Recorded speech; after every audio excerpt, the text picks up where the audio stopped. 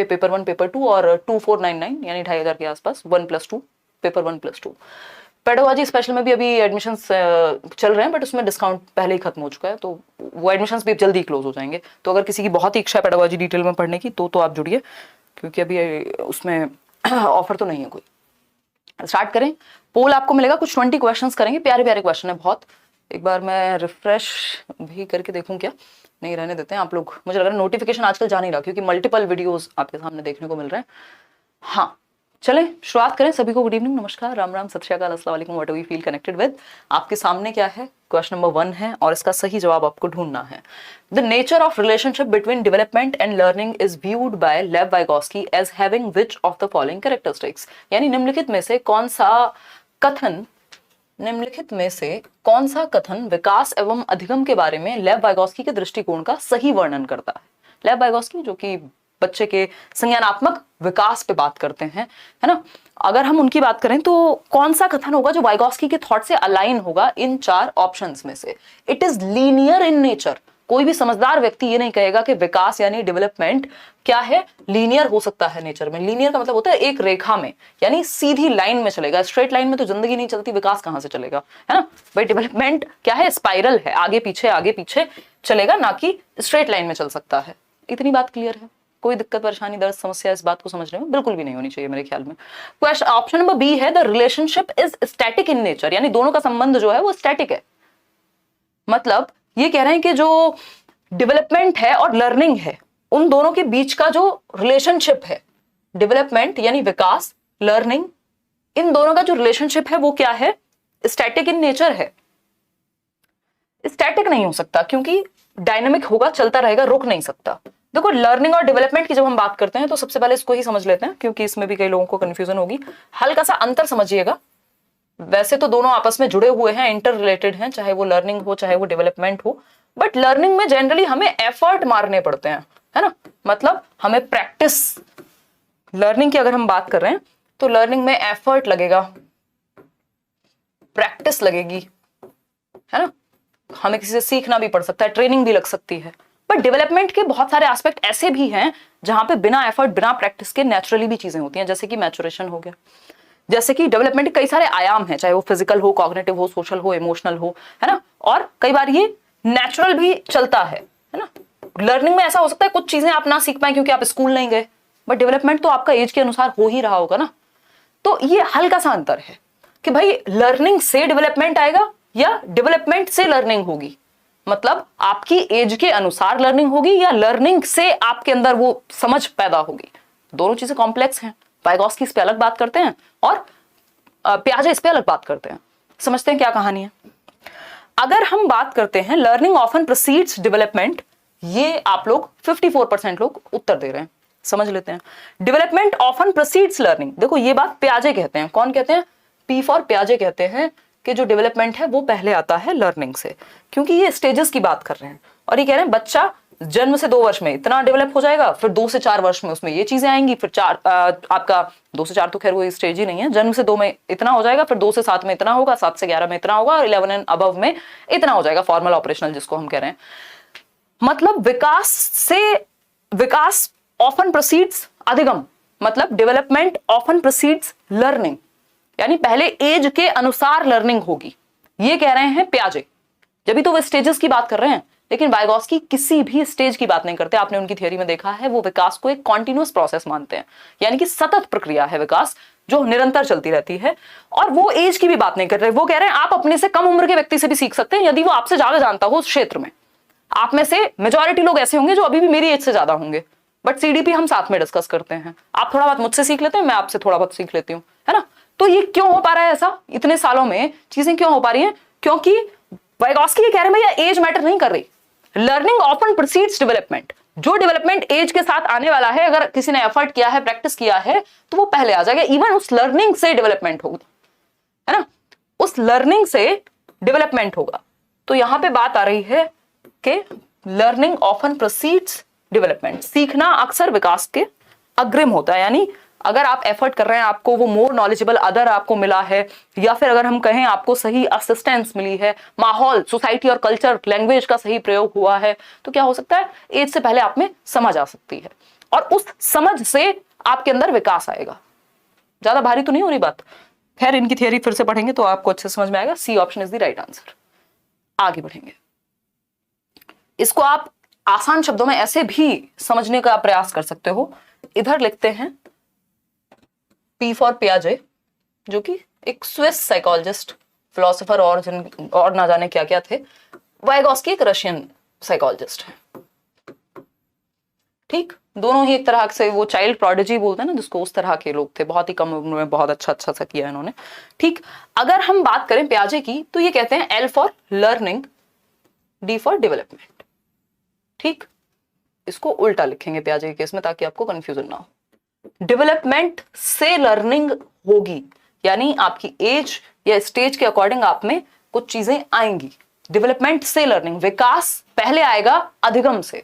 ठीक, जबकि वाइगॉस्की क्या कह रहे हैं? वाइगॉस्की कह रहे हैं लर्निंग से डेवलपमेंट होगा, यानी लर्निंग पहले आएगी, विकास उस लर्निंग के उस एफर्ट का रिजल्ट जैसा है ना। एग्जैक्ट ये वर्ड्स नहीं है बट ये समझने के लिए आपके काम में आएगा कि as per पियाजे, according to पियाजे, development proceeds learning, यानी कि विकास से अधिगम होगा। वहीं वाइगॉस्की के अनुसार अधिगम यानी लर्निंग प्रोसीड्स डेवलपमेंट, लर्निंग से डेवलपमेंट होगा। ठीक है, क्योंकि जो भी व्यक्ति एज की बात कर रहा है दैट मींस वो डेवलपमेंट की बात करेगा, स्टेजेस की बात करेगा। तो ये छोटा सा अंतर है, वैसे तो कई सारे अंतर हैं। क्वेश्चन नंबर 2 देखिएगा एक बार। The developmental theorists who view process of development as having substantial plasticity throughout life are likely to emphasize the importance of। बहुत ही प्यारा क्वेश्चन और डिफरेंट क्वेश्चन। पोल आपके सामने लेट आया थोड़ा सा, बट देख पा रहे होंगे मेरे ख्याल में आप, है ना। आज हम पोल का इस्तेमाल, जो हमारे पोल वाले भैया हैं वो कहीं बैठे हुए हैं हरियाणा में, है ना, तो शायद इंटरनेट का कुछ पंगा। हाँ देखो, मैं अभी देख ही नहीं पा रही थी। हम लोग 3,500 लोग जुड़ गए हैं कुछ मिनट्स में और मेरे को दिख रहे थे 200-300। मैंने कहा यार आज तो पता नहीं नोटिफिकेशन बिल्कुल ही नहीं गया है क्या। देखिएगा एक बार, जवाब दीजिएगा। बहुत प्यारा क्वेश्चन है। 87% लोग बी कह रहे हैं। बिना समझे कह रहे हो या ऐसे कह दे रहे हो?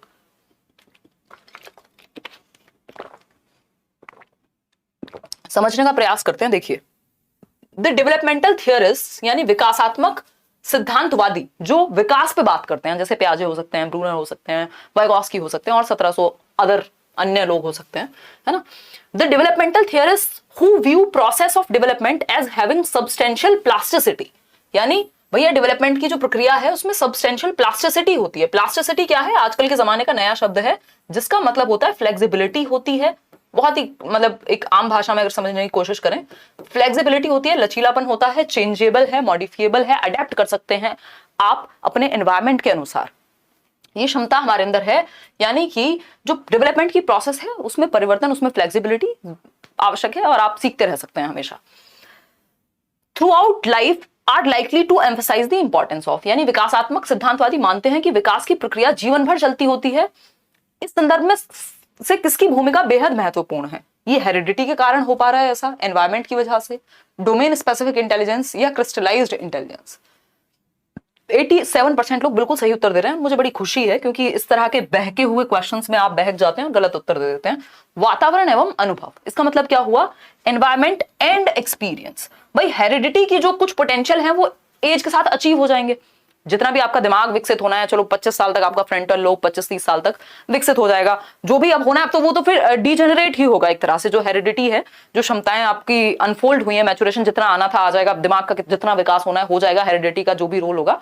बट अगर वो एक्सपीरियंस और क्या एनवायरमेंट आप बना के रखें तो आप जीवन भर सीखते रह सकते हैं। आप देखते हैं कुछ 50 साल के लोग होते हैं जिनको फोन भी चलाना ठीक से नहीं आता। ऐसा नहीं है कि वो एजुकेटेड नहीं है, उन्होंने पढ़ाई नहीं की या लिटरेट नहीं है, बट उन्होंने क्या किया, उस एनवायरमेंट और एक्सपीरियंस में खुद को प्लास्टिक नहीं रखा, खुद को अडेप्टेबल नहीं बनाया। तो अब वो डिपेंडेंट है, कुछ भी नई टेक्नोलॉजी आती है तो अपनी नई जनरेशन पे कि भाई तुम बता दो हमें। कुछ लोग हैं, कुछ ही लोग होंगे ऐसे जो प्लास्टिसिटी बना के रख पाते हैं उस लेवल की कि वो अपने एनवायरमेंट और एक्सपीरियंस के बेस पे एक्टिव रहते हैं। तो ये हेरिडिटी की प्रॉब्लम थोड़ी है, वो तो जितना विकास होना था हो गया। तो एनवायरमेंट एंड एक्सपीरियंस के कारण हम कह सकते हैं कि जो प्लास्टिसिटी है वो बनी रहती है। क्लियर बात है कि जो मॉडिफिकेशन है या फ्लेक्सिबिलिटी है आप में बनी रहेगी। डोमेन स्पेसिफिक इंटेलिजेंस या इस तरह की कोई बात नहीं हो रही कि किसी एक विशेष क्षेत्र की बुद्धि की बात हो रही है या हेरिडिटी की अगर बात हो रही है, ऐसा यहाँ पे आसपास भी कह नहीं रहे। आगे बढ़ते हैं क्वेश्चन नंबर 3 पे। मैंने कहा आज के क्वेश्चंस अच्छे हैं। क्वेश्चन नंबर 3, क्योंकि लेसन प्लानिंग के टाइम पे मैं थोड़ा सा देख लेती हूँ कहीं स्पेलिंग मिस्टेक हमारे टाइपिस्ट जी ने ना की हो, कुछ और ना हुआ हो, तो तब मैंने देखा बड़े प्यारे क्वेश्चन है। Discontinuity in the developmental process refers to, यानी विकासात्मक प्रक्रिया में असततता या डिसकंटिन्यूटी। डिसकंटिन्यूटी यानी एक स्टेज में इतना, दूसरी में इतना, तीसरे में इतना और नेक्स्ट में इतना। कॉन्टिन्यूटी क्या है? एज की जरूरत ही नहीं है। वाइगोस्की क्या मानते हैं? विकास क्या है? कॉन्टिन्यूअस है। पियाजे क्या मानेंगे? डिसकंटिन्यूअस है, एक स्टेज में इतना होगा फिर ऊपर जाएगा फिर और ऊपर जाएगा। ठीक, तो जो असततता है या असांतत्य है किसमें? विकासात्मक प्रक्रिया में, वो क्या है, उसके मायने क्या है? पहला ऑप्शन है new ways of understanding the world that emerge during the process of development, यानी विकास की प्रक्रिया के दौरान उभरने वाले नए तरीके जो संसार को समझने में मदद करते हैं, इसको डिसकंटिन्यूटी कहेंगे। Negative breaks in the developmental process, नहीं ऐसा तो नहीं है कि भैया नेगेटिव ब्रेक्स को ही हम डिसकंटिन्यूटी कह रहे हैं, या डिसकंटिन्यूटी का मतलब ये नहीं है कि आप पीछे जा रहे हैं। डाउनवर्ड नेगेटिव ट्रेंड, अगेन ये भी नेगेटिव बात हो गई कि पीछे जाएंगे। Interference in the developmental process, ऐसा भी नहीं है कि विकास में कोई बाधा आ गई हो। एक ही ऑप्शन सही बचता है जो कि 83% लोग सही उत्तर दे पा रहे हैं। विकास की प्रक्रिया के दौरान उभरने वाले नए तरीके जो संसार को समझने में मदद करते हैं, यानी new ways of understanding the world that emerge during the process of development. इसका मतलब क्या हुआ भाई? डिसकंटिन्यूटी का मतलब है, एक चीज समझिए, यहां पे है पियाजे, है ना। आज पूरी कहानी पियाजे और वाइगोस्की पे ही घूमेगी क्योंकि ये बहुत महत्वपूर्ण लोग हैं, इनसे डायरेक्ट क्वेश्चन नहीं भी आएगा ना तब भी इन्हीं पे जाके रुकेगा। ठीक, अगर कॉन्टिन्यूटी वर्सेस डिसकंटिन्यूटी की बात करें तो पियाजे मानते हैं डेवलपमेंट एक डिसकंटिन्यूअस प्रक्रिया है, यानी असतत, जो बीच बीच में ब्रेक होती है और आगे चलती है या हर स्टेज पे लेवल्स अप करती है। कॉन्टिन्यूअस है यानी सतत है, जो निरंतर चलती है वाइगोस्की के अनुसार। ठीक है, कॉन्टिन्यूअस का मतलब है भैया विकास तो चलता रहेगा डिस्पाइट ऑफ एज और एनीथिंग, डिस्पाइट एज और एनीथिंग, है ना। डिस्पाइट के बाद ऑफ नहीं लगाते थे, अंग्रेजी पढ़ते थे जब हम। ठीक है, तो ये कॉन्टिन्यूअस है, मतलब चलता रहेगा, ना एज से फर्क पड़ता है ना किसी और चीज से, ना स्टेज से। पियाजे कह रहे हैं भैया जन्म से 2 वर्ष में होगा इतना विकास, फिर उसके बाद हमारी बुद्धि में और कुछ चीजें उभर के आएंगी, फिर उसके बाद और कुछ चीजें उभर के आएंगी और फिर लास्ट स्टेज में उभर के आ जाएंगी इतनी। मतलब क्या हुआ? एज के साथ, स्टेज के साथ, एनवायरमेंट में जो भी चीजें हैं वो हमारे दिमाग में उभर करके आ रही हैं, है ना। जो कि पहले ऑप्शन में लिखा हुआ था, नए तरीके समझने के, चीजों को, दुनिया को समझने के एमर्ज होते हैं during the process of development. इस स्टेज में आपको इतना समझ आया, फिर नेक्स्ट में आपका दिमाग और खुला तो न्यू वेज डेवलप हुए। डिसकंटिन्यूटी का मतलब यहां पे ये है। डिसकंटिन्यूटी का मतलब यहां ये नहीं है कि ब्रेक हो गया या नीचे जा रहे हो, आप जा तो इवेंचुअली ऊपर ही रहे हो, बट हर एक स्टेज में आपका दिमाग खुल रहा है और जितना आप उसको और बेहतर एनवायरमेंट से या जितनी भी एक्टिविटी करके कर पा रहे हो तो दुनिया को देखने के और एस्पेक्ट से आयाम खुल रहे हैं। ठीक है, A option is the right answer. Question number 4 देखिएगा एक बार, बहुत ही प्यारा क्वेश्चन, कुछ ही दिन पहले हमने पेडागोजी स्पेशल में ये डिस्कस किया था। जनरली ये सीटेट में पढ़ाया नहीं जाता है बट इस बार हम डिस्कस करेंगे। क्यों? क्योंकि पूछा जा सकता है। इस बार के क्वेश्चंस हल्के से डिफरेंट रहे हैं, लेवल अप उन्होंने किया है। हम लोग पहले भी डिस्कस करते थे, आपको चैनल पे चीजें मिल जाएंगी ये सारी, बट सिलेबस में डायरेक्टली नहीं है ये सारी चीजें। अब देखते हैं इस बार अगर थोड़ा बहुत चेंज करके देते हैं ये लोग तो। देखिएगा एक बार, हाँ, सावन के सोमवार रखवा लो आप अपने लिए स्टाइलिश आलू, है ना। सोमवार से चल जाएगा, पढ़ मत लेना कि घर की रोटी आपकी किसी और के सोमवार रखने से चल जाएगी। बहुत बढ़िया, शाबाश, है ना। यहाँ आप लड़कियां ढूंढने आते हो और लड़कियां जो हैं लड़के ढूंढने आती हैं। तो क्या शादी.com घोषित कर दें क्या लेट्स लर्न को? आजकल चैट सेक्शन में आपने बैंड बजाई हुई है। आज मैं देख रही थी उदय सर की क्लास चल रही थी, कुछ लोगों को तो मैंने डायरेक्ट ब्लॉक किया, जबकि मैं थोड़े बहुत हंसी मजाक को नॉर्मल लेती हूँ, वो नॉर्मल बात है, बट हद मत मचाओ यार, पेपर आने वाला है।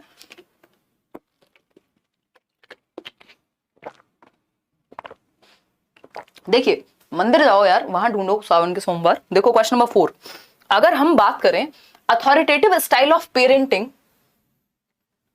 और child rearing is based on, यानी पालन पोषण की प्राधिकारिक शैली किस पर आधारित है, जिसको आधिकारिक भी कह देते हैं। ये बेस्ट स्टाइल है किसकी? पेरेंटिंग की। कौन? Authoritative style. 4 मेनली स्टाइल्स होती हैं आपकी, देखिएगा एक बार। 3 होती है मेजरली जो आपके काम की है। आई थिंक अभी मैंने कुछ दिन पहले ही तो बताया था। देखिएगा, एक होती है अथॉरिटेरियन, पहले तो आप लोग आंसर ही कर दो फिर बात करेंगे क्योंकि आपके सामने पोल होगा ना। अथॉरिटेटिव स्टाइल ऑफ पेरेंटिंग, मैंने इसका एक वो भी बताया था इस बार, क्या कहते हैं, निमोनिक बताया था आप लोगों को याद रखने के लिए, आपू और समथिंग बताया था, किसी को याद आ रहा है, कोई था क्लास में? देखो अगर हम बात करें डी ऑप्शन की तो आप लोग 70% लोग कह रहे हैं, चलिए समझते हैं। अथॉरिटेटिव, ये हमें पता है कि बेस्ट स्टाइल ऑफ पेरेंटिंग है, यानी भाई बच्चों को पालने पोसने की भी क्या है, अलग अलग स्टाइल है। सारे पेरेंट्स एक जैसे नहीं होते, कुछ बिल्कुल ही छोड़ देते हैं कि छुट्टे घूमो आराम से कुछ भी करो, कुछ क्या है थोड़ा सा कंट्रोल रखते हैं और थोड़ी सी फ्रीडम देते हैं, कुछ बिल्कुल ही पूरे निरंकुशवादी हो जाते हैं जिसको अथॉरिटेरियन कहते हैं, कह दिया ना कह दिया, वो अमिताभ बच्चन वाले जो कभी खुशी कभी गम में। और कुछ होते हैं पैसिमिस्टिक कह लीजिए, परमिसिव कहते हैं हम उनको, है ना। परमिसिव क्या होते हैं कि बच्चों की चलती है, उनकी चलती ही नहीं है, मतलब चलती ही नहीं है का दैट मीन्स कि वो हर बात के लिए हाँ कह देते हैं।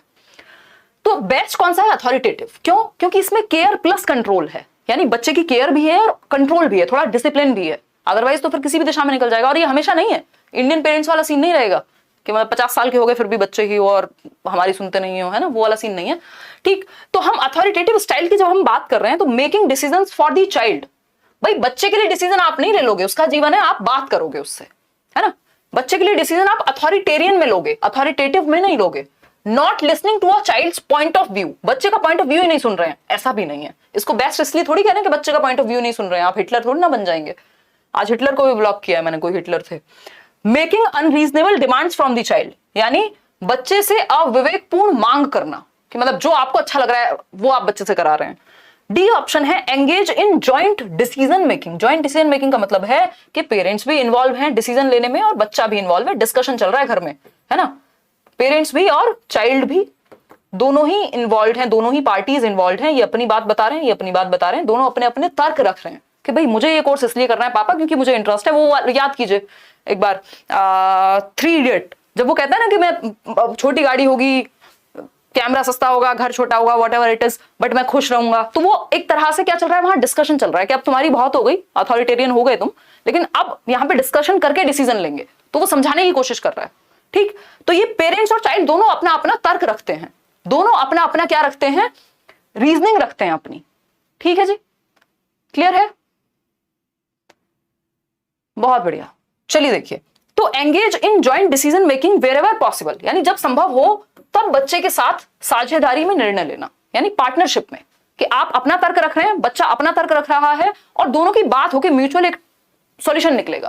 भाई आपने कहा आपको 10 बजे तक घर आना है रात को, बच्चे ने कहा भाई 10 बजे तो नहीं आ पाऊंगा, ये काम जरूरी है, तो एक काम कर लेते हैं, कुछ बीच का रास्ता निकाल लेते हैं, भाई तुम्हारा भी पक्ष जरूरी है मेरा भी, तो एक काम करो आधे रास्ते आप मेरे को लेने आ जाओ, अगर मान लो लड़कियों के लिए सेफ नहीं है। अब ऐसा तो नहीं है ना आप दुनिया के सारे काम छोड़ दोगे क्योंकि अब पहले आपके लिए अलग से एक Z+ सिक्योरिटी जो भी होती है वह लगवाई जाएगी, आम जनता के लिए तो नहीं हो सकता है। तो उस केस में आपने बीच का रास्ता निकाल लिया माँ बाप से डिस्कशन करके, और माँ बाप भी ऐसे वो भी सुन रहे हैं अगर तर्क है आपकी बात में, तो उसको अथॉरिटेटिव कहते हैं, जहां केयर भी है कंट्रोल भी है। ऐसा भी नहीं है कि आप 3 बजे आ रहे हैं और कोई देख भी नहीं रहा आपको। ठीक, तो D option is the right answer, engage in joint decision making wherever possible. अब ये 3-4 स्टाइल है, किसी को याद आ रहा है पूका और समथिंग, मैंने कोई तो एक निमोनिक बताया था क्लास में। अथॉरिटेटिव स्टाइल ऑफ पेरेंटिंग ये है बेस्ट। क्यों? क्योंकि यहां केयर भी है, केयर भी हाई है और कंट्रोल भी है, यानी पेरेंट्स यहां पे डिसिप्लिन्ड भी है, मतलब वो डिसिप्लिन रखने की कोशिश कर रहे हैं, रूल्स भी सेट करेंगे और केयर भी है बच्चे की, क्योंकि बच्चे को केयर भी चाहिए, सिर्फ हिटलर नहीं चल पाएंगे। ठीक, दूसरा है अथॉरिटेटिव, इसका जस्ट ऑपोजिट। अथॉरिटेटिव इसको आधिकारिक या प्रभुत्ववादी समथिंग लाइक दैट कहते हैं, अथॉरिटेरियन। ठीक है, ये क्या है, ये बिग नो है। क्यों? क्योंकि यहां पे केयर तो है नहीं बच्चे की, प्यार तो उसको कर नहीं रहे, लेकिन कंट्रोल पूरा है। ये पुराने जमाने के पेरेंट्स जैसे हैं, है ना, कंट्रोल फुल है कि भैया हमारी मर्जी से चलोगे। ठीक है, तो कंट्रोल तो है, केयर नहीं है। ये बिल्कुल अमिताभ बच्चन याद कर लीजिए आप, कभी खुशी कभी गम के, कि कह दिया ना कह दिया। बिल्कुल यहाँ पे जो माँ बाप ने कह दिया यही डिसीजन ले लेंगे बच्चे के लिए, हर चीज, करियर यही चूज कर लेंगे, शादी किससे करानी है यही चूज कर लेंगे, कैसे जीना है, कौन से कपड़े पहनने हैं, सब यही डिसाइड कर लेंगे। बच्चे की अपनी इंडिविजुअल लाइफ खत्म हो जाती है यहाँ।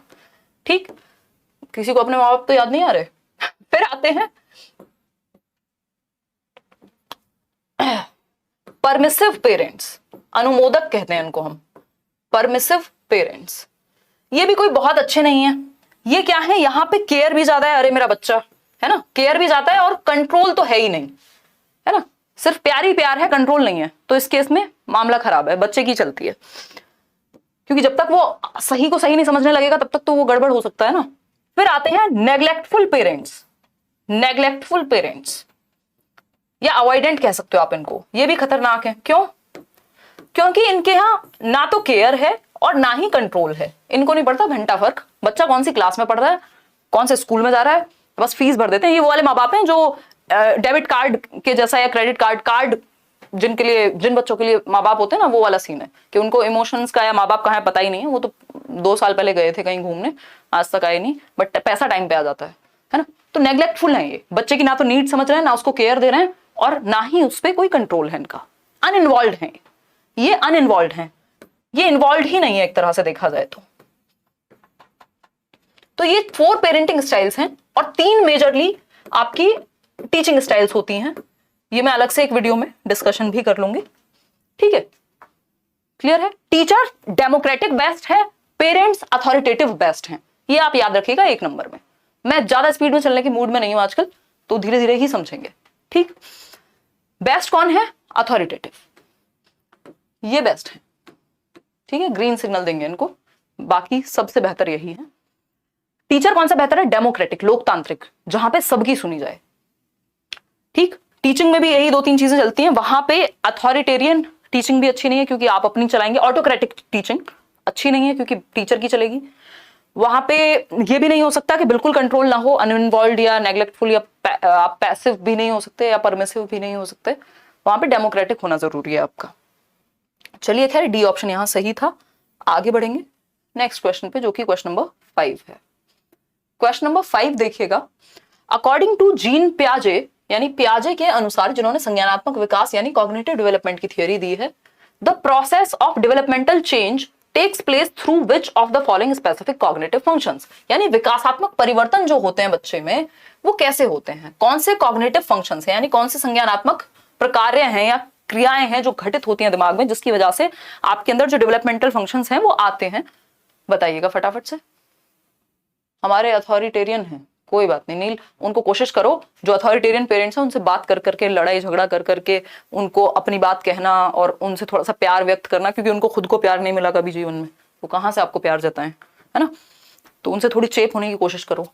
देखो एक बार, अगर हम बात करें क्वेश्चन नंबर 5 की, तो हम कह सकते हैं कि वो कॉग्निटिव फंक्शंस जिनसे विकासात्मक परिवर्तन होते हैं, सिंपल आंसर है एसिमिलेशन एंड एकोमोडेशन, यानी समावेशन एवं समायोजन, ठीक है जी, क्लियर बात है। मैचुरेशन एंड एक्सपीरियंस इसलिए नहीं हो सकता क्योंकि जब चेंज की बात कर रहे हैं हम, कॉग्निटिव फंक्शंस की बात कर रहे हैं, ये फैक्टर्स हैं, मैचुरेशन हुआ, एक्सपीरियंस हुआ, ठीक है, social transmission and maturation, experience and social transmission नहीं, डेवलपमेंटल चेंज जो विकासात्मक बदलाव होंगे, एसिमिलेशन एंड एकोमोडेशन मिलकर के क्या कहलाते हैं? अडेप्टेशन। बेसिकली कहलाते नहीं है, अडेप्टेशन की प्रक्रिया में, अनुकूलन की प्रक्रिया में एसिमिलेशन और एकोमोडेशन आते हैं।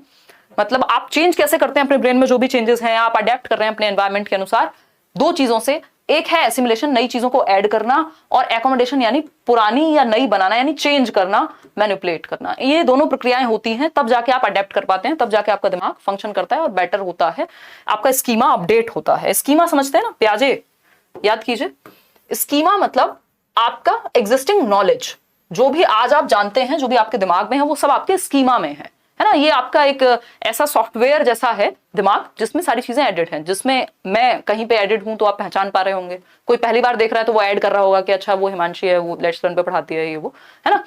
ऐसे ही है ना, आजकल इज्जत विज्जत कहाँ बची है जीवन में, ठीक। तो अगर हम बात करें तो स्कीमा अपडेट कैसे होगा? स्कीमा अपडेट होगा अडेप्टेशन से। इस अपडेशन में 2 चीजें आती हैं, एसिमिलेशन और एकोमोडेशन। वैसे ये पियाजे की थ्योरी मैंने कंप्लीट कराई हुई है, वो आप देख सकते हैं। ये दोनों ही प्रोसेस किसका हिस्सा है? अडेप्टेशन का, ठीक है। ये फिर अपने आप में एक अलग स्टोरी है, जिन्होंने पियाजे की थ्योरी पढ़ी है वो जानते हैं इस चीज को, जिन्होंने प्रॉपर पढ़ी है ना, सिर्फ 4 चीजें रटी नहीं है या पढ़ाई भी गई है जिनको, क्योंकि आधे लोग तो ये इसके पीछे की कहानी नहीं बताते। देखिए अगर हम बात करें तो नेक्स्ट क्वेश्चन पे जाएंगे, ज्यादा बातें करने का कोई फायदा नहीं है। क्वेश्चन नंबर 6, क्वेश्चन नंबर 6 देखिएगा। क्वेश्चन नंबर 6 क्या कहता है भाई? अ 5-year-old चाइल्ड, एक 5 साल की प्यारी सी बच्ची है, was given 10 pebbles 10 उसको पत्थर दिए गए छोटे छोटे, है ना, कंकर टाइप्स। वो कह रहा है किसी ने पिट्ठू बोलते थे ना ऐसे उछाल के, तो वो वाले पेबल्स उसको दिए गए, वो जो छोटे छोटे होते हैं क्यूट से। By her teacher she put the pebbles in different formations, यानी अलग अलग फॉर्मेशन में, अलग अलग आकृति में उसने उन पेबल्स को, उन पत्थरों को रखा इन different formations. For example a short line, जो 10 पेबल थे, 10 पत्थर थे, बच्ची ने क्या किया, उनसे शॉर्ट लाइन बनाई, है ना, एक शॉर्ट लाइन बना दी, ठीक। फिर इसके अलावा क्या किया, अ लॉन्ग लाइन, एक बड़ी सी लाइन बनाई, मतलब पास पास रखा तो शॉर्ट लाइन, और दूर दूर रखा होगा इन्हीं 10 पत्थर को तो एक बड़ी सी लाइन बन गई होगी, ठीक है जी। फिर क्या हुआ, एन अ सर्कल, अब इन्हीं पत्थरों का इस्तेमाल करके एक सर्कल बना दिया, है ना, शेप चेंज कर दी, यही 10 पत्थर हैं, मैं काउंट नहीं कर रही हूं, बस देख लेना, ठीक। तो 3 शेप बना दिया अलग अलग, छोटी लाइन, बड़ी लाइन और सर्कल, ठीक है। She counted these pebbles repeatedly, अब बार बार काउंट किया, इसमें देखा इसमें भी 5 हैं, है ना, इसमें देखा इसमें भी 5 हैं, ठीक है, और इसमें देखा तो इसमें भी 5 हैं, ठीक है। तो वो बार बार काउंट कर रही है कि क्या ये अभी भी बराबर है इनकी शेप चेंज करने पे, या ज्यादा हो गए या कम हो गए, ठीक है। ये क्या है, आपको पता है, शेप या साइज के चेंज होने पे क्वांटिटी सेम रहती है, यानी वॉल्यूम सेम रहेगा, मात्रा थोड़ी ना बदल जाएगी। भाई आपने शेप, प्रकार चेंज कर दिया, आकार चेंज कर दिया, उससे क्वांटिटी में परिवर्तन नहीं आएगा। इसी को कंजर्वेशन कहते हैं, इसी को संरक्षण कहते हैं। 65% लोग ए आंसर दे रहे हैं, जिन्हें कहीं थोड़ा सा छोटा सा पानी ढूंढना चाहिए और कुछ नहीं, डूबना नहीं चाहिए, उसमें मुंह धो लेना चाहिए थोड़ा सा, दिन निकले, क्योंकि अभी पेपर में समय है, अभी डूबने का समय नहीं आया, है ना। तो वो क्या है, ये सीरिएशन का मतलब सिंपल होता है, आपने सीरीज में लगा दिया, है ना, छोटे से बड़े के क्रम में, बड़े से छोटे के क्रम में, असेंडिंग डिसेंडिंग, इसको सीरिएशन कहते हैं, ठीक है। असेंडिंग डिसेंडिंग ऑर्डर ये होता है सीरिएशन में। आरोही अवरोही क्रम, है ना, वो वाली आरोही नहीं, कौन सी मूवी है वो, आशिकी 2। ट्रांजिटिव इन्फेरेंस, ये होता है आप एक इन्फेरेंस तक पहुंचे कि भाई ए बड़ा है बी से, बी बड़ा है ए से, तो क्या है सबसे बड़ा, अगर सी से बड़ा है बी और सबसे बड़ा फिर कौन हुआ, A is greater than B and C as well. तो ये ट्रांजिटिव इन्फेरेंस हुआ एक तरह का। नॉमिनल स्केल जैसा यहाँ कुछ हो नहीं रहा कि आपने कोई मापदंड के लिए कुछ प्रयोग किया हो। Conservation of numbers, simple answer है इसका, संरक्षण जिसको हम कहेंगे, यानी संख्या का संरक्षण। मतलब आपको पता है कि शेप और साइज के चेंज होने से, आकार के चेंज होने से, अगर पानी इसमें 200 ml है तो 200 ml ही रहेगा, चाहे इसको बड़ी बोतल में डालें, चाहे इसको छोटी बोतल में डालें, एक बाल्टी में डाल दें, एक ट्रक के अंदर डाल दें, एक बड़े पतीले में डाल दें, है ना। तो डी ऑप्शन इसका सही उत्तर है। अभी भी महान लोग 52% लोग क्या है, ए ऑप्शन दे रहे हैं उत्तर। कहां से आते हैं लोग, आपने भी खूब मूवीज देखी हैं। अरे नेहा बहुत मूवीज देखी हैं यार, है ना, अब तो बहुत कम हो गई है बहुत मूवीज देखी हैं। आप क्या लगता है अकेले आप ही को बर्बाद किया बॉलीवुड ने? देखो एक बार क्वेश्चन नंबर 7। उस टाइम पे तो वो कॉलेज वाला टाइम था ना, आई थिंक, मेरे को याद नहीं आ रहा है कब आई थी, मैं दोस्तों के साथ देखी थी। ये तो मैं प्रॉपर थिएटर में देखी है, नहीं बताऊंगी, बहुत अजीब स्टोरी है। क्वेश्चन नंबर 7 देखो एक बार चुपचाप से। According to Lev Vygotsky, basically movie आपने भी देखी है, मैंने भी देखी है मूवीज, बस मेरी मेमोरी थोड़ी अच्छी है, जो कि आजकल थोड़ी कमजोर हो गई, तो इसलिए मुझे याद रह जाती हैं चीजें। देखो एक बार, क्वेश्चन नंबर 7 है, according to Lev Vygotsky the process of cognitive development, यानी संज्ञानात्मक विकास की जो प्रक्रिया है वो मीडिएट होती है किससे? अब वाइगोस्की की बात चल रही है, पियाजे की नहीं चल रही है ना जी, समझ रहे हैं बात को? करा देंगे रमन तैयारी। चलिए 71% लोग ए आंसर दे रहे हैं। अच्छा, लाइक शेयर करना भूल जाते हो, 5000 लोग जुड़े हुए हैं, 27 लोगों ने लाइक किया है, खुशी खुशी किया करो यार, इतने दिन बाद तो हम मिले हैं आज शाम को। देखिए, लेव वाइगोस्की के अनुसार संज्ञानात्मक विकास की प्रक्रिया की मध्यस्थता किसके द्वारा होती है? 3 चीजें हैं, SCL BPL की तरह याद रखना है, सोसाइटी, कल्चर, लैंग्वेज, ठीक। तो कल्चरल टूल्स जो है वो संज्ञानात्मक विकास में मध्यस्थता करते हैं, यानी जो हमारी संस्कृति है, जो हमारा समाज है और जो भी भाषा है, ये सब हमारे संज्ञानात्मक विकास को बेहतर करते हैं, है ना। एक बच्चा जिसको शहर में रखा जा रहा है, ज्यादा लोगों से इंटरेक्ट नहीं कर पाता, एक बच्चा जो गांव में है और वो बहुत सारे लोगों से इंटरेक्ट करता है, बहुत कुछ देखता है, बहुत कुछ सीखता है, तो हम कह सकते हैं उसका सोशलाइजेशन एक तो बेहतर होगा, दूसरा संज्ञानात्मक विकास भी कुछ स्तर तक, मतलब ऐसा नहीं है कि हमेशा ही ऐसा होगा कि गांव वाले बच्चों का दिमाग अच्छा होगा और ये वो, बट हम कहने की कोशिश क्या कर रहे हैं कि जो समाज, संस्कृति और भाषा है उसका प्रभाव पड़ता है आपके संज्ञानात्मक विकास पे। ठीक, कल्चरल मोड्स नहीं, ढंग की बात नहीं हो रही, सिग्निफायर्स डेरिवेटिव्स नहीं, टूल्स। ठीक, cultural tools, social tools, language भी टूल है एक तरह का उनके लिए। क्वेश्चन नंबर 7 हो गया। क्वेश्चन नंबर 8 देखेंगे। Zone of proximal development according to Lev Vygotsky can be facilitated through, यानी ZPD, संभावित विकास का क्षेत्र, किसके द्वारा बढ़ावा दिया जा सकता है, इसको बेहतर किसके द्वारा कर सकते हैं? कोलैबोरेटिव डायलॉग्स के द्वारा, यानी सहयोगात्मक संवाद। सहयोगात्मक संवाद का मतलब क्या है? आपस में सब डिस्कशन कर रहे हैं, कोलैबोरेट कर रहे हैं, किसी बात पे चर्चा कर रहे हैं, एक दूसरे से सीख रहे हैं चीजें। ठीक है। ऑब्जर्वेशनल लर्निंग, यानी अनुकरण द्वारा सीखना, यानी नकल करके सीखना, ये वाइगोस्की का कॉन्सेप्ट ही नहीं है, ये बेसिकली बेंड्यूरा का कॉन्सेप्ट है। हालांकि वाइगोस्की कॉन्सेप्ट में भी ऑब्जर्व करता है बच्चा, जिसको वो कहते हैं, एक शब्द है, याद आ रहा है किसी को? अरे भरने को क्या कहते हैं भाई? इंटरनलाइज करना, है ना? दिमाग में आप भरते हैं और अपनी सोच बनाते हैं, वो इंटरनलाइजेशन की बात करते हैं वाइगोस्की। रिवर्सिबल थिंकिंग, प्रतिवर्ती सोच, इसकी बात पियाजे करते हैं। एक्सपोजिटरी लर्निंग बिल्कुल अच्छी नहीं होती, क्यों? क्योंकि इसमें आपके दिमाग में भर दी जाती हैं चीजें इंस्ट्रक्शन के तौर पे, तो ऐसा भी वाइगोस्की नहीं कहेंगे। ठीक, तो सहयोगात्मक अधिगम या सहयोगात्मक संवाद, यानी जहां बच्चे कोलैब करके, सहयोग करके एक दूसरे के साथ ग्रुप में सीख रहे हो। और वाइगोस्की तो फैन है भाई ग्रुप लर्निंग के, है ना, पीयर लर्निंग के, असिस्टिव लर्निंग के, कोलैबोरेटिव लर्निंग के, कोऑपरेटिव लर्निंग के, है ना, ये सारे शब्द काम आएंगे आपके। ठीक है जी, क्लियर है इतनी बात? नेक्स्ट क्वेश्चन पे जा सकते हैं अब हम। चलिए नेक्स्ट क्वेश्चन पे, चलिए नेक्स्ट क्वेश्चन चलेंगे फटाफट से। अगर हम बात करते हैं किसकी? क्वेश्चन नंबर 9 की।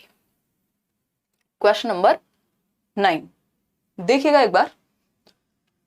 The stage 5 of post conventional level. इतने प्यारे क्वेश्चन ऑनलाइन एग्जाम में इस बार इन्होंने पूछे हैं कि मजा ही आ गया, है ना। अदरवाइज बहुत टाइम से सीटेट ऐसे ही बच्चे क्वेश्चन फेंक रहा था। ठीक, स्टेज 5 ऑफ पोस्ट कन्वेंशनल, यानी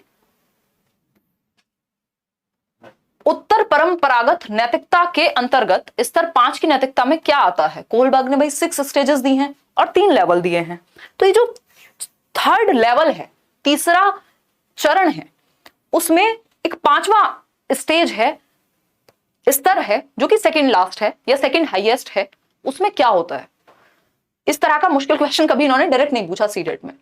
अ free agreement to follow a social contract for the benefit of humanity, यानी मानवता की भलाई के लिए आपको रूल्स फॉलो करने होते हैं। तो ये तो 4th में ही हो जाता है ना। ये जो 50% लोग इसको खुश होकर आंसर दे रहे हैं वो बिल्कुल गलत है। पहले पढ़ लो भाई, सारे चारों ऑप्शन पढ़ो, कोई जल्दी नहीं है उत्तर देने की।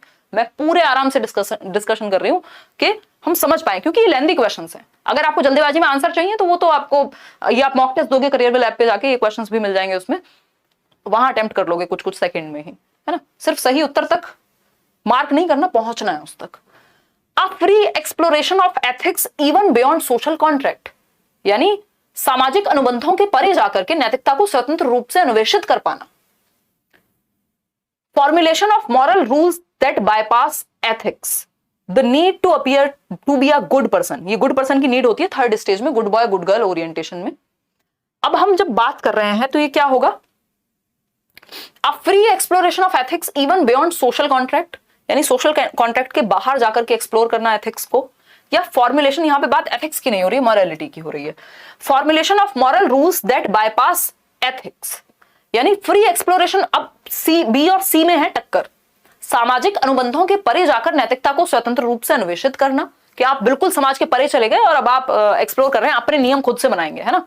या फिर C option, formulation of moral rules that bypass ethics, यानी कि ऐसे मॉरल रूल्स जो एथिक्स को बाईपास कर जाएं। मतलब जरूरत पड़ने पे आप नियम तोड़ सकते हो। अगर किसी की जान बचानी है तो आप रेड लाइट क्रॉस करके जा सकते हो, है ना। वो बोला जाता है ना, अगर किसी की जान बचाने के लिए झूठ बोला जाए तो वो झूठ नहीं है। ये 5वां स्तर है, 5वां स्तर है जहां पे सोशल कॉन्ट्रैक्ट्स आर देयर, यानी सामाजिक नियम हैं, लेकिन उनको बाईपास किया जा सकता है, क्योंकि वो नियम किसके लिए बने हैं? समाज की भलाई के लिए बने हैं।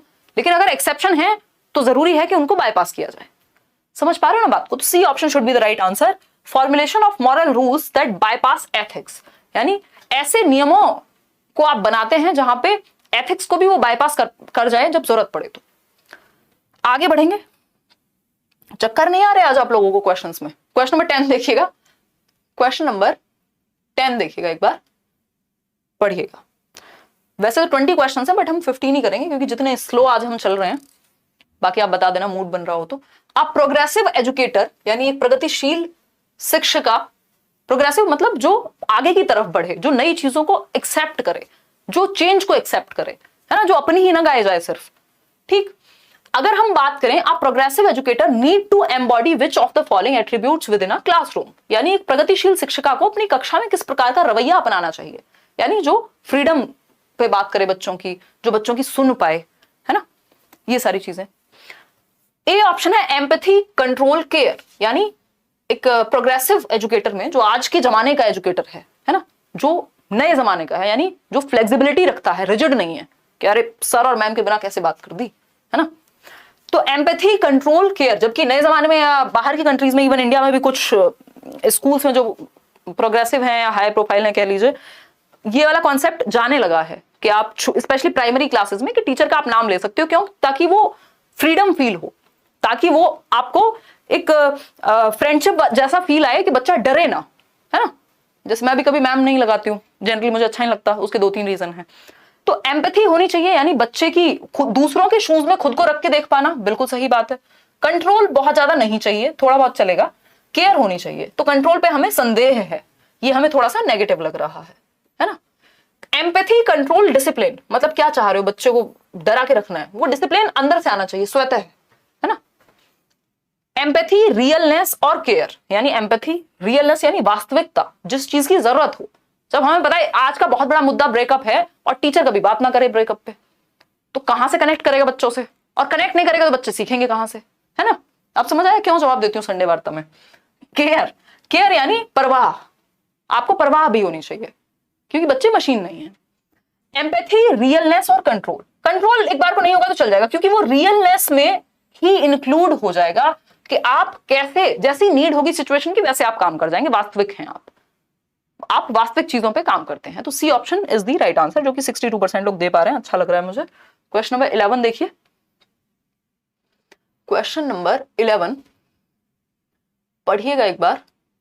विच of the following strategy is not in line with the philosophy of inclusion to help a child with autism in your class who is finding it difficult to cope up with group activities, यानी कि कौन सी एक strategy जो है वो नहीं है in line, यानी कि साथ में नहीं जाती, किस फिलॉसफी के, किस दर्शन के, inclusion to help a child with autism, यानी ऐसे बच्चे को इंक्लूड करना, समावेशन करना जिसको ऑटिज्म है। ऑटिज्म में क्या हो सकता है, बच्चा बार बार रिपीटेड बिहेवियर करेगा, ऐसा हो सकता है कि उसका जो क्या कहते हैं कि स्टीरियोटिपिकल बिहेवियर, यानी बार बार रिपीट करे सेम चीज को, थोड़ा सा सराउंडिंग में चेंज हो गया तो वो परेशान हो सकता है, कम्युनिकेशन में उसको प्रॉब्लम हो सकती है, सोशली बिहेव करने में उसको प्रॉब्लम हो सकती है। तो ऑटिस्टिक बच्चे को अगर आपको इंक्लूड करना है तो क्या आपको नहीं करना चाहिए, नॉट लिखा हुआ है, ध्यान से आंसर कीजिएगा, है ना। Who is finding it difficult to cope up with the group activities, बच्चों को ग्रुप में एक्टिविटी करने में प्रॉब्लम होगी क्योंकि उसको सोशल एस्पेक्ट में डील करने में दिक्कत होती है, जिस बच्चे को ऑटिज्म होगा, है ना, एक डिसऑर्डर है अपने आप में, डिसेबिलिटी है, डिसेबिलिटी नहीं है, डिसऑर्डर है। ए ऑप्शन है giving appropriate visual and written material to be used during the group work, कि भाई बच्चे को ज्यादा डायरेक्ट इंटरेक्शन की बजाय उसको ऐसा मटेरियल मिले जिसमें वो विजुअली देख पाए चीजों को, रिटन मटेरियल मिले पहले से, ठीक है। Allowing the child to work in pairs in a relaxing atmosphere with less noise, यानी जहां पे कम शोर शराबा है, क्योंकि शोर शराबे में इनको दिक्कत होती है बच्चों को, ठीक। और पेयर्स में ऐसा भी नहीं है बहुत बड़ा ग्रुप है, पहले 2 लोगों में, पेयर का मतलब है 2 लोगों के साथ काम करना शुरू कर दें, यानी एक वो और एक और कोई और बच्चा, बड़ा ग्रुप ना बनाए। Sending the child to study in special school, इसमें इंक्लूजन खत्म हो गया क्योंकि आपने क्या किया, सेक्लूड कर दिया बच्चे को, सेक्लूड कर दिया यानी कि सेग्रीगेट कर दिया, अलग कर दिया, अलग नहीं करना बच्चे को। इंक्लूजन का मतलब है सारे बच्चे एक साथ बैठ के पढ़ेंगे डिस्पाइट एनी डिफरेंस और एनी प्रॉब्लम। अगर किसी को ऑटिज्म है, किसी को विजुअली कुछ दिक्कत है, किसी को कुछ एडीएचडी है, या फिर किसी को फिजिकल डिसेबिलिटी है, चल फिर नहीं सकता है, या फिर बच्चा गिफ्टेड है या नॉर्मल है, एवरेज है, कोई फर्क नहीं पड़ता, एजुकेशन फॉर ऑल, एक छत के नीचे रेगुलर स्कूल में सबको शिक्षा मिलेगी, ये कहता है इंक्लूसिव एजुकेशन। तो आप अलग थलग नहीं कर सकते कि किसी बच्चे को सुनता नहीं है तो आपने उसको डेफ एंड डम वाले स्कूल में भेज दिया। Seeking the support of remedial teacher in regular classroom, ऐसा हो सकता है कि आपको रेगुलर क्लासरूम में स्पेशल टीचर की जरूरत पड़े उस बच्चे को डील करने के लिए, लेकिन स्कूल अलग नहीं कर देना है ना। तो हम एक ही स्कूल में एक ही छत के नीचे कोशिश करते हैं कि चेंजेस नीड के अनुसार लाएं, बट बच्चे को अलग थलग नहीं करते। C option is the right answer. Question number 12 देखिएगा, इजी है ये तो। In a primary classroom the teacher must dash students to ask questions, यानी कि एक प्राथमिक कक्षा में शिक्षक को बच्चों से प्रश्न पूछने चाहिए, या बच्चों को प्रश्न पूछने के लिए, मतलब बच्चे बैठे हुए उनको कहा जाए बच्चा पूछो, मन में जो सवाल है, डाउट है, क्वेश्चन है, कुछ आ रहा हो तो पूछ लो। बताइएगा फटाफट से, एनकरेज करेंगे डिस्करेज करेंगे?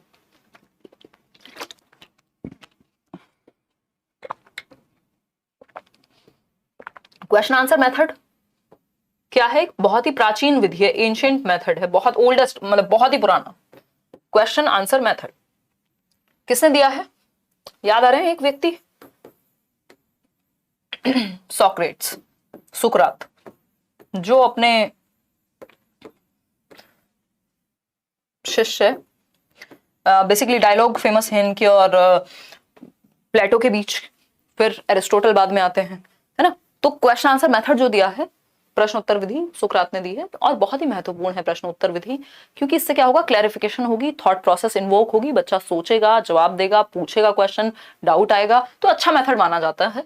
तो हम क्या करेंगे, Q&A को, क्वेश्चन आंसर को क्या है, एनकरेज करते हैं, हमेशा प्रश्न पूछने के लिए बच्चे को प्रोत्साहित करते हैं, क्योंकि जब वो पूछेगा तो क्लैरिफिकेशन मिलेगा। ऐसा नहीं आप सिर्फ आंसर दे देंगे बच्चे को, अगर आपने बच्चे को सोचना सिखा दिया तो आपका बहुत बड़ा काम हो गया, है ना। अंकिता कह रही है पोल बहुत लेट आ रहा है। अंकिता चलो करते हैं कुछ प्रबंध कि पोल लेट ना आए, क्योंकि उनके नेटवर्क में और मेरे नेटवर्क में कुछ दिक्कत है, किसी को फिजिकली बिठाना पड़ेगा, शौर्य से काम चलाएंगे अगर वो जितने दिन अवेलेबल है, देखते हैं कुछ ना कुछ करते हैं, सॉल्यूशन निकालते हैं। और भी लोगों को लग रहा है पोल लेट आ रहा है, या अंकिता का विशेष केस है कोई? एनकरेज, डिस्करेज नहीं करेंगे, या नेवर अलाउ, या पनिश कर देंगे बच्चे ने क्वेश्चन पूछ लिया तो, ऐसा नहीं करेंगे। आसान क्वेश्चन है ये तो। आगे बढ़ते हैं, 2-3 क्वेश्चन और देखते हैं। क्वेश्चन नंबर 13 देखिएगा एक बार, क्वेश्चन नंबर 13 देखिएगा। क्वेश्चन नंबर 13 की जब हम बात कर रहे हैं, असर्शन यानी कि एक कथन है और उसका रीजन दिया हुआ है। अब आपको देखना है कि क्या कथन सही है, क्या उसका रीजन सही है ना। कथन और कारण दोनों सही है कि नहीं है, बताइएगा फटाफट से। पहला ऑप्शन जो असर्शन है या कथन है, स्टेटमेंट है, वो कहता है schools must enable children to find their voices, यानी बच्चों को मौका देना चाहिए, बच्चों को अपनी, मतलब स्कूल्स को मौका देना चाहिए बच्चों को अपनी बात रखने का, अपनी आवाज को बुलंद करने का। नर्चर देयर क्यूरियोसिटी, उनके अंदर की जो जिज्ञासा है उसको फलने फूलने देना चाहिए चीजों को करने के लिए। टू आस्क क्वेश्चंस, उनके अंदर क्वेश्चन पूछने की जिज्ञासा होती है, उसको भी बढ़ावा देना चाहिए। टू एंगेज इन डिस्कशंस, यानी वो परिचर्चा में भाग ले सकें, यानी डिस्कस करें चीजों पे, मुद्दों पे, इशूज पे, टॉपिक्स पे, है। And do group work rather than building their ability to reproduce textual knowledge, यानी स्कूल को बच्चे को एक्टिवली सीखने पे फोकस कराना चाहिए कि वो ग्रुप वर्क कर सके, वो अपनी बात कह सके, वो क्वेश्चन पूछ सके, उसकी क्यूरियोसिटी बिल्ड हो सके, है ना। बजाय कि जो भी टेक्स्ट में, जो भी किताब में लिखा हुआ है उसको जस्ट उगलने के या रिप्रोड्यूस करने के, कि बस रटा और रिप्रोड्यूस कर दिया, वो चतुर रामलिंगम की तरह जो वो 3 इडियट्स में था, वैसे वाला काम नहीं होना चाहिए।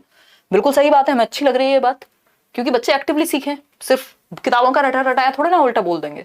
अब रीजन की जब हम बात करते हैं तो learning is active and social in its character, यानी अधिगम का स्वरूप क्रियाशील एवं सामाजिक है। क्यों? क्योंकि जो लर्निंग है एक तो वो एक्टिविटी करके होगी, सक्रिय रूप से। जब आप एक्टिव होते हैं तो आप बेहतर सीखते हैं, और सोशल है इन इट्स कैरेक्टर। ऐसा कौन कहता है? प्रोग्रेसिव एजुकेशन, जॉन डुई को याद कीजिए। प्रोग्रेसिव एजुकेशन कहती है कि लर्निंग क्या है, सोशल और एक्टिव है, यानी जब हम ग्रुप में सीखते हैं 4 लोगों के साथ तो हम अच्छा सीखते हैं, और एक्टिविटी करके सीखते हैं तो हम अच्छा सीखते हैं। तो ग्रुप डिस्कशंस भी अच्छे हैं, क्यूरियोसिटी भी अच्छी है, ठीक, दोनों ही बातें सही हैं। जो ए है वो भी सही है, जो रीजन है वो भी सही है, ठीक है। आगे बढ़ेंगे नेक्स्ट क्वेश्चन पे। नेक्स्ट क्वेश्चन क्या कहता है भाई? क्वेश्चन नंबर है 14। क्वेश्चन नंबर है 14। क्वेश्चन नंबर 14 क्या कहता है, फटाफट से समझेंगे। Graphical tools for organising, graphical tools for organizing and representing knowledge and relationships within a particular topic are known as, यानी graphical tools, graphical मतलब ग्राफ, यानी जिसमें दर्शाई जाएं चीजें, है ना। आलेखीय साधनों का प्रयोग किसी चीज को समझाने के लिए, ऑर्गेनाइज करने के लिए। जैसे पियाजे हैं, पियाजे ने क्या दिया है? कॉग्निटिव डेवलपमेंट का सिद्धांत दिया है। उसकी कितनी स्टेजेस हैं?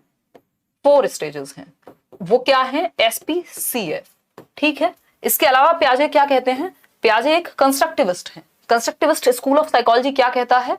वो कहता है कि बच्चे को एक्टिव होना चाहिए। अब ये क्या हुआ, एक ग्राफ बन जाएगा। अगर मैं प्याजे के बारे में बात करनी शुरू करूं तो एक पूरा ग्राफ बन जाएगा, 4 चीजें प्याजे से जुड़ी हुई, हम ग्राफिकल रिप्रेजेंटेशन में सीखेंगे।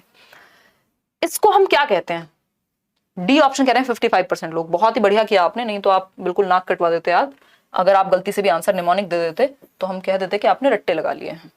एडवांस ऑर्गेनाइजर, चंक्स, ये सब हटा सकते हैं। ऑर्गेनाइजर एक बार को फिर भी मेमोरी में रखने के लिए यूज किए जाते हैं, बट बात हो रही ग्राफिकल रिप्रेजेंटेशन की। तो जब बात ग्राफिकल रिप्रेजेंटेशन की होगी तो हम कहेंगे कॉन्सेप्ट मैप्स, या ये माइंड मैप्स भी हो सकते हैं ना। याद रखने के लिए चीजों को ऑर्गेनाइज किया जाता है मैप्स के थ्रू, फ्लो चार्ट्स के थ्रू, है ना। और ग्राफिकल रिप्रेजेंटेशन, सुंदर सुंदर कलर भर के लोग पता नहीं क्या क्या बनाते हैं। तो कॉन्सेप्ट मैप से कि एक कॉन्सेप्ट से जुड़ी हुई बाकी जो भी चीजें हैं वो आपने एक ग्राफिकल रिप्रेजेंटेशन में, फ्लो चार्ट में, या जो भी आपके ये सर्कल वगैरह का यूज करके आपने उनको बनाया हुआ है, इजीली याद रख पाए। आज के लिए लास्ट क्वेश्चन रखते हैं। 20 क्वेश्चन थे वैसे, कल करेंगे बाकी। Choose the example that illustrates intrinsic motivation. आंतरिक अभिप्रेरणा जो दर्शाता हो वो उदाहरण आपको चूज करना है। आंतरिक मतलब जो अंदर से बाहर आए, यानी सीखने में इंटरेस्ट है, सिखाने में इंटरेस्ट है ना। मेरी लड़ाई इस चीज की नहीं है, वो खैर पहले भी नहीं थी भगवान की दुआ से, बट कि इतने लोग देखने आएंगे तो इसलिए आज डिस्कशन होगा और कल नहीं होगा, है ना। या इस चीज से कुछ आएगा तो इसलिए होगा, है ना। वो सारी साइड वाली चीजें हैं। जब नहीं आ रही थी तब भी लेट्स लर्न पे क्लासेस होती थी, इवन ज्यादा भी होती थी, है ना। तो ये क्या हुआ, इंट्रिंसिक मोटिवेशन है, क्योंकि जो मैं कर रही हूँ वो मुझे करना पसंद है, पहले से पसंद है। अब से ऑलमोस्ट 6 साल पहले से हमने डिस्कशन शुरू कर दिया था, ठीक। तो ये इंट्रिंसिक मोटिवेशन है कि मुझे सीखना पसंद है, मुझे शेयर करना पसंद है, डिस्कशन करना पसंद है। अब ये इंट्रिंसिक मोटिवेशन कि मेरी आंतरिक अभिप्रेरणा है कि मुझे टीचिंग पसंद है। अब चाहे वो प्राइवेट में हो, वो गवर्नमेंट में हो, वो ऑनलाइन हो, वो ऑफलाइन हो, वो फ्री में हो, वो पैसा मिलके हो, अनटिल अनलेस मैं भूखी नहीं मर रही हूं, क्योंकि जब भूख पे बात आ जाती है तो दिक्कत हो सकती है।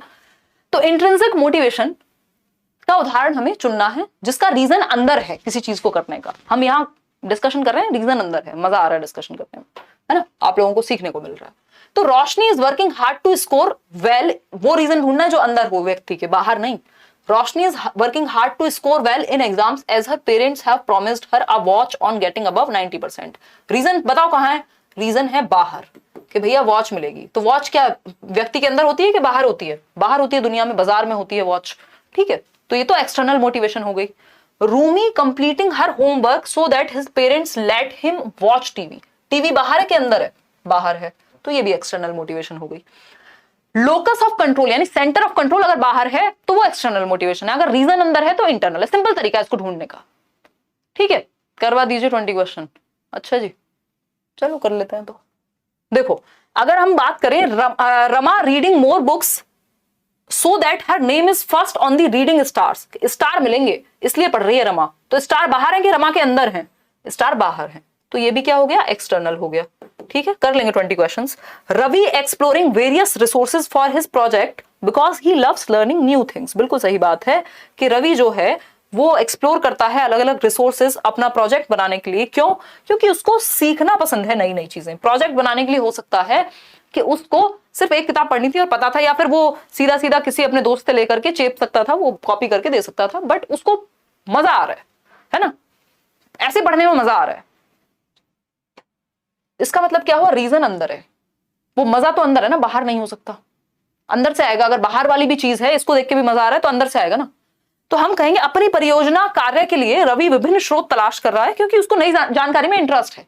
कई बार मैं ऐसी फालतू फालतू साइकोलॉजी किताबें पढ़ती रहती हूँ, मतलब फालतू मींस जो आपके सिलेबस के आसपास भी नहीं है, क्योंकि मजा आ रहा है। तो D option is the right answer. आपके भी जीवन में ऐसी कुछ चीजें होंगी और ढूंढिए उन चीजों को जिनको करने में मजा आता हो, जिनका रीजन बाहर ना हो। D option is the right answer. अगर एक्सटर्नल पूछता तो बाकी के 3 ऑप्शन सही हो जाते। क्वेश्चन नंबर 16 देखिएगा एक बार।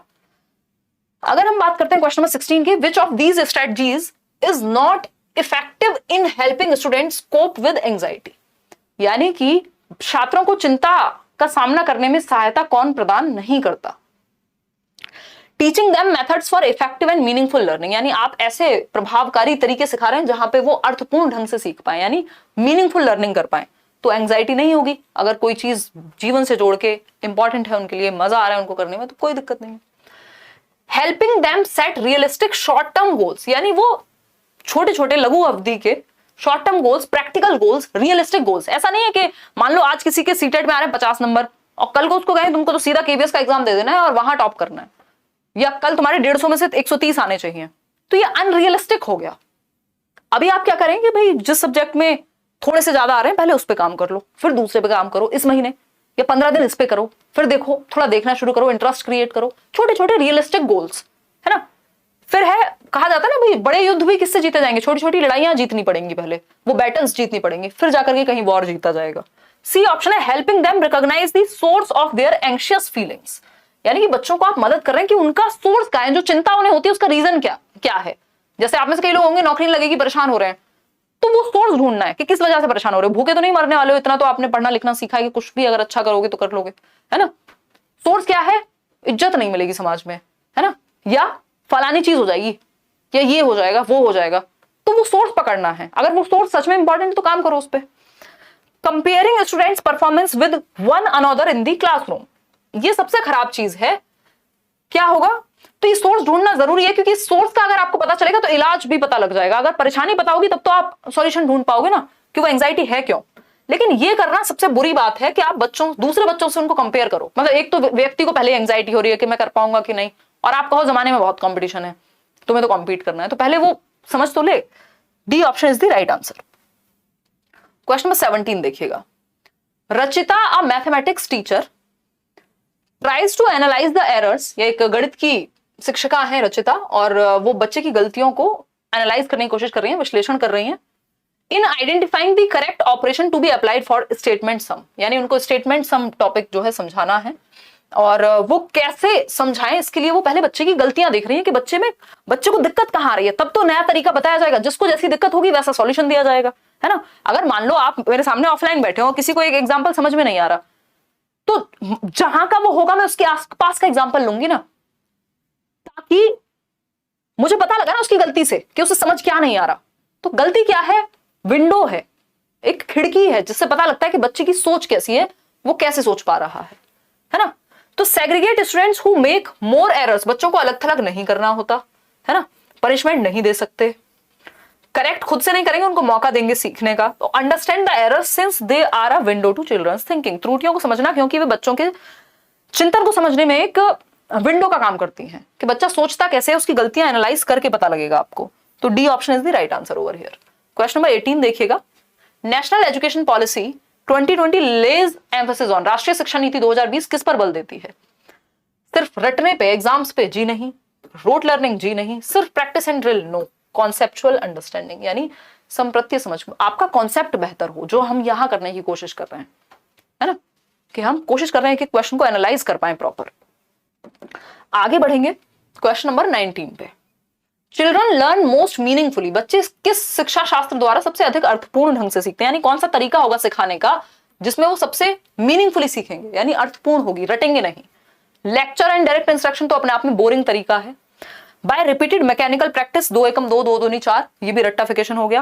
When they are actively engaged, बिल्कुल सही है, जहां बच्चा एक्टिव है, जहां वो एक्टिविटीज करने में सक्रिय है। जब आप अपनी इच्छा से एक्टिविटी करके सीख रहे हैं तो सबसे बेहतर सीखेंगे। एक तो आपके सेंसेस सबसे ज्यादा इन्वॉल्व हैं, दूसरा आपका मन भी इन्वॉल्व है, तो वो लर्निंग आपके लिए अप्रोप्रिएट होगी। जिस चीज को आपने किया होगा उसको आप भूलेंगे नहीं।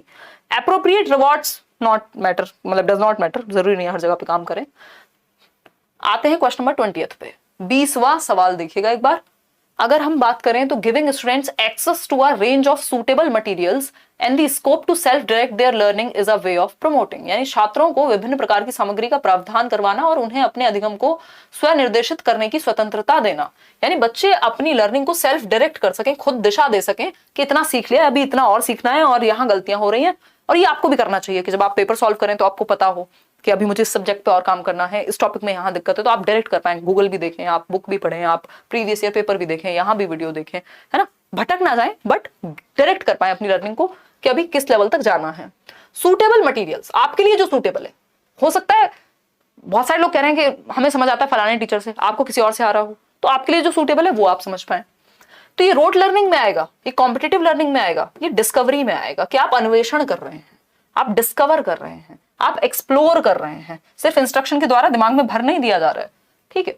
तो ये हुई